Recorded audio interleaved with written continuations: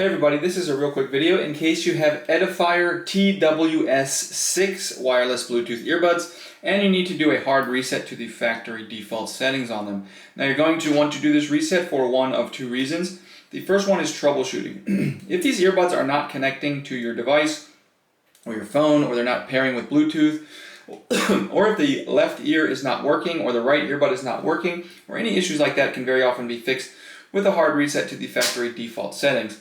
The second reason you might want to do this is if for whatever reason you want to delete the pairing history and clear everything out of it so that you can set them up again like a new set of earbuds. We can go ahead and do that really simply. All we need to do is go ahead and put the earbuds in the case. It doesn't matter if it's charged or not. And with the earbuds in the case, we're going to find the pairing button on the back of the case here. We're just going to press and hold this for 10 seconds at least. So like 10 to 12 seconds. And after 10 to 12 seconds, you can release it. And then you can just go ahead and pair your earbuds again, using the normal pairing method. And they'll be re-paired as a brand new set of earbuds.